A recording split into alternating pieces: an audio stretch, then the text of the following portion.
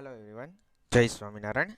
I am Nishi Chotolia from Sri Swaminarayan Institute of Technology, Bhat Gandhinagar, representing the subject Electrical Machine 1, SEM for Electrical, in which we already started our first lecture with syllabus discussion.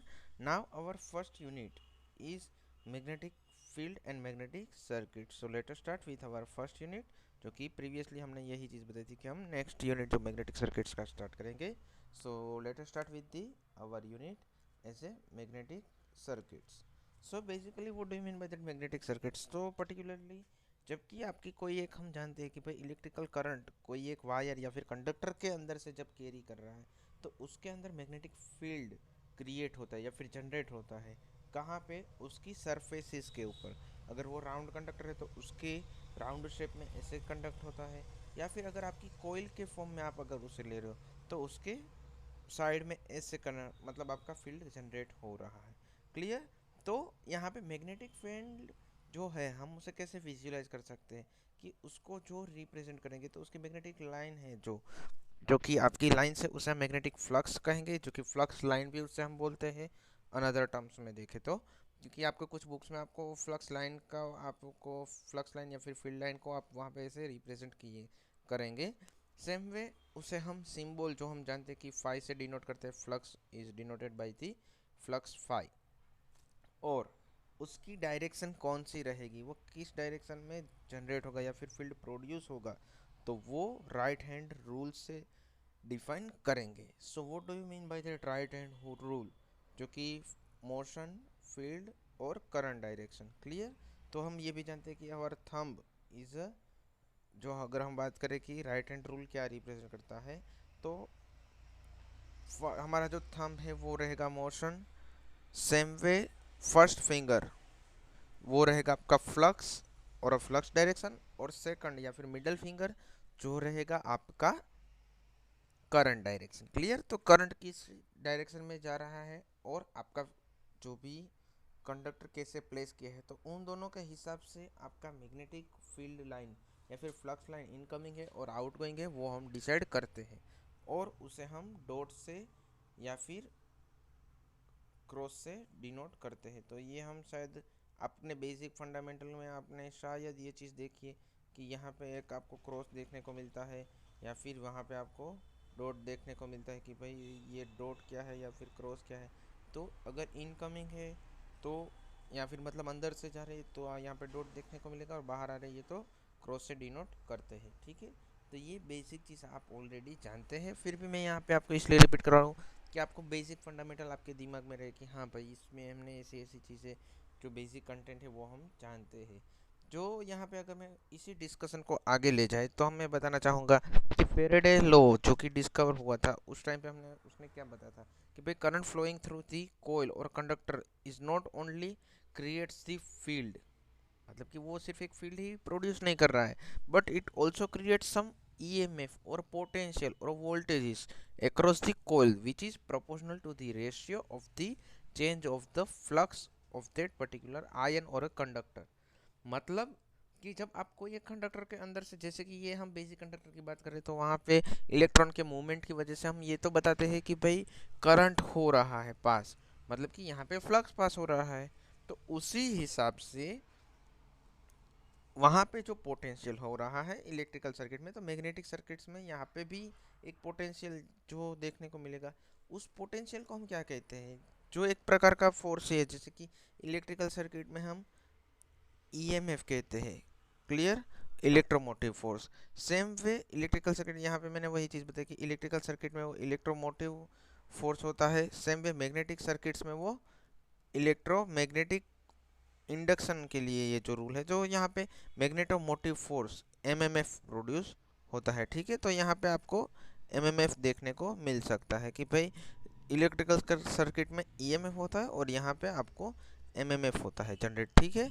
Okay. तो ये basic चीज़ हुई आपके EMF और MMF के difference की. तो यहाँ पे फेरेडेज के लॉ के हिसाब से उसका इक्वेशन क्या बनता है, E is equal to N D phi by D T. लेकिन यहाँ पे आप लोगों को वो एक डाउट रहेगा कि सर यहाँ पे तो नेगेटिव साइन आती थी हम तो बेसिक में ऐसा पढ़े कि E is equal to negative N D phi by D T. तो यहाँ पे नेगेटिव साइन कहाँ गई या फिर वो क्यों नहीं है, तो वो क्या रिप्रेजेंट करे, तो मैं आपको बताना चाहूँगा कि sign of that induced EMF is always into the direction of that opposite that current that creates it, which is known as the Lenz law। मतलब कि आपकी जो भी मैग्नेटिक सर्किट है उसके अंदर ईएमएफ जो प्रोड्यूस हो रहा है वो जिस करंट की वजह से प्रोड्यूस हो रहा है उसी का ओपोज करता है। इसलिए तो यहाँ पे लेंज लो जो कि उसी की वजह से ओपोज कर रहा है, मतलब कि जो बेसिक स्टैंडर्ड डायरेक्शन होती है करंट की उसका ओपोज हुआ, मतलब कि उसकी नेगेटिव डायरेक्शन हुई। ओपोज मतलब कि इन ऑपोजिट डायरेक्शन। सो यहाँ पे आपको यही चीज बता रहा है कि लेंज लो क्या रिप्रेजेंट करता है कि ड्यू टू विच करंट और force that EMF is induced that is opposite or opposing that the direction of that particular current through which it can be generated। Clear. यहाँ पे शायद आपको wording में थोड़ा ऐसा लगेगा, तो मैं आपको शॉर्ट एंड स्वीट लैंग्वेज में हिंदी में पहले में इसीलिए मैंने बताया कि भाई अगर जैसे कि आपको जिसकी वजह से फोर्स प्रोड्यूस हो रहा है उसी का ओपोज करता है तो उसे हम लेंस लो कहते हैं। इवन मुझे याद है तब तक हम ये नेटवर्क्स के सब्जेक्ट में भी ये बेसिक फंडामेंटल ऑलरेडी देख चुके हैं कि भाई लेंस लो क्या रिप्रेजेंट करता है और उसमें नेगेटिव डायरेक्शन भी क्या रिप्रेजेंट करती है। ठीक है, तो ये बेसिक चीज़ें हुई। वन अनदर थिंग, तो इसके ही साथ मैं बताना चाहूँगा कि जो अभी मैंने बताया ईएमएफ की बात की, यहाँ पे एमएमएफ रहता है और उसे हम जो उसका फोर्स है उसे हम एफ से डिनोट करते हैं। तो ये एमएमएफ जो है उसे हम मैग्नेटोमोटिव फोर्स कहते हैं। तो ये तो मैंने अभी रिप्रेजेंट किया which is already analogous to the our voltages in electrical circuits. Clear. तो एमएमएफ जो आपका है वो किसके ऊपर डिपेंड करता है, तो यहाँ पे बहुत इंपॉर्टेंट चीज़ है, इवन आपको एमसीक्यू के लिए बहुत समझने वाला टॉपिक है कि MMF is created or generated by the wrapping of n number of turns of that particular magnetic material or a wire which is carrying the conductor which is carrying the current I into that conductor। so mmf का equation क्या हुआ, mmf को हम f से denote करते हैं, तो mmf is equal to ni। तो यहाँ पे n इज अ नंबर और I इज अ करंट, तो करंट का यूनिट रहता है एम्पियर्स और नंबर ऑफ पर्टिकुलर एन तो वो रहता है टर्न्स, तो एम्पियर टर्न्स। क्लियर। तो ये एक काफ़ी समझने वाला टॉपिक है कि एम्पियर टर्न्स आपको दिया हुआ है तो उसका मतलब क्या हुआ कि वो उसका एमएमएफ रिप्रेजेंट कर रहा है और उसका यूनिट क्या बना एम्पियर टर्न्स, तो वो आपको समझ में आ ही चुका है। ओके, तो यहाँ पे basic elaboration about the basic terminology में यहाँ पे आपको रिप्रेजेंट कर रहा हूँ और उसके कुछ इक्वेशन भी हम नेक्स्ट स्लाइड्स में देखने ही वाले हैं कि भाई इसके अंदर आपको ये जो आपकी बेसिक टर्म है वो क्या रिप्रेजेंट करते हैं, उसके अंदर इसकी जो वो बेसिक फिनोमिना क्या रिप्रेजेंट कर रही है। ठीक है। अगर मैं आपको इलेक्ट्रिकल सर्किट के बारे में बताऊँ तो यहाँ पे क्या होता है कि मान लो कि एक सर्किट है उसके अंदर हम यहाँ से एक्सटर्नली फोर्स अप्लाई कर रहे हैं जो कि वोल्टेज के टर्म्स में है। तो अगर मैं उसे अप्लाई कर रहा हूँ तो उसकी वजह से यहाँ पे करंट फ्लो होगा और उसकी वजह से यहाँ पे इस कोयल में से करंट फ्लो हो रहा है और उसका क्रॉस सेक्शनल एरिया ए है, उसकी लेंथ एल है और उसकी कंडक्टिविटी जो कि कंडक्टेंस की बात करें तो वो रो है। In case of that magnetic material और मैग्नेटिक सर्किट पर्टिकुलरली अगर यहाँ से मैं करंट अप्लाई कर रहा हूँ तो उसकी वजह से यहाँ एन नंबर ऑफ टर्न्स है और उसकी वजह से यहाँ पे फील्ड या फिर फ्लक्स ऐसे प्रोड्यूस हो रहा है। तो उसके लिए अगर मैं इन टर्म्स ऑफ इक्वेशन बात करूँ तो क्रॉस सेक्शन एरिया तो दोनों में सेम रहेगा लेकिन लेंथ भी सेम रहेगी, पर उसकी इलेक्ट्रिकल सर्किट थी तो वहाँ पे कंडक्टेंस या फिर कंडक्टिविटी थी तो यहाँ पे परमियंस या फिर परमिएबिलिटी म्यू रहता है जो कि मैग्नेटिक मटेरियल के लिए परमियंस का काम करती है जो कि इलेक्ट्रिकल सर्किट में कंडक्टेंस का काम कर रही थी। ठीक है, तो permeability is analogous to the conductors in terms of electrical circuit and magnetic circuit analogy. Clear. Okay, तो ये बेसिक चीज़ हुई आपके टर्म्स में। अगर मैंने बताया क्योंकि हमने अभी करंट वोल्टेज या फिर इस बेसिक टर्म्स को एक एक साथ कंडक्ट करते जाएंगे और उसके बाद किसके अंदर क्या क्या चीज़ें होती है वही हम डिस्कस करने, क्योंकि ये बेसिक पार्ट है मैग्नेटिक्स का जो हम ऑलरेडी जानते भी है और जानना जरूरी भी है, तभी जाके आपको मशीन के कुछ फंडामेंटल समझ में आ सकते हैं। ठीक है। ओके, सो यहाँ पे मैं आपको बताना चाहूँगा कि सॉरी थोड़ा आगे चले गए। हाँ, तो यहाँ पे मैं आपको बताना चाहूँगा कि भाई मैग्नेटिक फ्लक्स का अगर हम इन टर्म्स ऑफ इक्वेशन की बात करें, is proportional to the flux is proportional to the MMF driving force and inversely proportional to the quantity which is called as a reluctance. Reluctance को हम कैसे डिनोट करते हैं, यहाँ पे हमने आर से डिनोट किया है। वो आपके ऊपर डिपेंड करता है समटाइम्स कि भाई नोमेनक्लेचर आप कौन सा यूज़ कर रहे हो, लेकिन अगर इलेक्ट्रिकल हमारी जो सर्किट थी तो उसके अंदर हमने रेजिस्टेंस को बताया था, तो यहाँ पे रिलक्टेंस को मैंने आर से ही डिनोट किया ताकि आपको सिमिलरिटी भी थोड़ी याद रखने में इजी रहे। तो जैसे कि इलेक्ट्रिकल सर्किट के लिए ओहम्स लॉ था, सेम वे यहाँ पे जो आपको लो फेरेडेज लॉ के हिसाब से बताए, तो F is equal to R into five. तो यहाँ पे आर क्या है, रेजिस्टेंस जैसे वहाँ पे था तो यहाँ पे रिलक्टेंस है, वहाँ पे करंट था तो यहाँ पे फ्लक्स फाइव है, तो F is equal to R into five. और वहाँ पे रेजिस्टेंस के लिए इक्वेशन क्या था, R is equal to rho L by A, but in terms of magnetic circuit reluctance is R is equal to L by mu into A. तो उसका unit क्या बनेगा, लेंथ का यूनिट आपका जो लेंथ है वो मीटर्स में रहेगा और यहाँ पे म्यू इंटू ए। तो इन यूनिट को अगर हम स्पेसिफाइड टर्म्स में रिप्रेजेंट करेंगे तो एम्पियर टर्न्स पर वेबर आपका यूनिट फॉर द रिलक्टेंस हो जाएगा। ठीक है, तो ये बेसिक चीज़ हुई आपके नेक्स्ट टर्मिनोलॉजी के पार्ट में। ओके, नाउ उसी के नेक्स्ट पार्ट में हम देखें तो यहाँ पे करंट डेंसिटी थी, जैसे कि रेजिस्टेंस आता है तो उसके बाद रेजिस्टिविटी आती है और उसकी करंट डेंसिटी आती है। तो यहाँ पे मैग्नेटिक पार्ट है तो मैग्नेटिक फ्लक्स डेंसिटी भी आएगी। तो उसका इक्वेशन क्या बनता है, B is equal to five into A या फिर five is equal to B into A. तो फ्लक्स फाइव का यूनिट रहता है वेबर, एरिया का मीटर स्क्वायर। तो flux density should be represented in terms of the weber per metre square. In other words we can say that unit is also denoted as a Tesla T। Clear, तो यहाँ पे flux density को कैसे denote करते हैं वो भी एक समझने वाली चीज़ है, और उसके यूनिट और उसका इक्वेशन जो कि five is equal to B A से भी याद रख सकते हो, B is equal to five by A से भी याद रख सकते हो। जबकि current density J is equal to I by A था। तो यहाँ पे मैंने कंपैरिजन के टर्म्स में ही आपको पूरा कंसेप्ट लिया है ताकि आपको पता चले कि हाँ भाई ये चीज़ मैंने देखी है, तो आपको समझने में इजी हो जाए। सेम वे इलेक्ट्रिकल इंटेंसिटी की मैं बात करूँ तो फील्ड इंटेंसिटी को हम एच से डिनोट करते हैं। तो सॉरी, हाँ, तो यहाँ पे अगर मैं बात करूँ कि भाई एन नंबर ऑफ टर्न्स है जो कि आई करंट उसके अंदर से फ्लो हो रहा है, तो यहाँ पे M M F can be created in the circuit as a N I, five is equal to N I जो कि हम जानते थे, और उसका यूनिट रहता था ampere turns, with I representing that mean path length for the particular magnetic flux which is known as a or called as a magnetic field intensity. तो मैग्नेटिक फील्ड इंटेंसिटी मतलब कि पर यूनिट लेंथ कितना field वहाँ पे जा रहा है। जैसे कि मैकेनिकल टर्म्स में अगर हम प्रेशर की बात करें, इलेक्ट्रिकल टर्म्स में भी हम magnetic field intensity sorry electrical field intensity की बात करें, सेम वे यहाँ पे मैग्नेटिक फील्ड इंटेंसिटी है, मतलब कि जो भी फोर्स है वो पर यूनिट लेंथ कितना रहता है, तो वो रहता है आपका इंटेंसिटी। जैसे कि लाइट की इंटेंसिटी भी हम जानते हैं, यहाँ पे मैग्नेटिक इंटेंसिटी मतलब कि magnetic force divide by per unit length.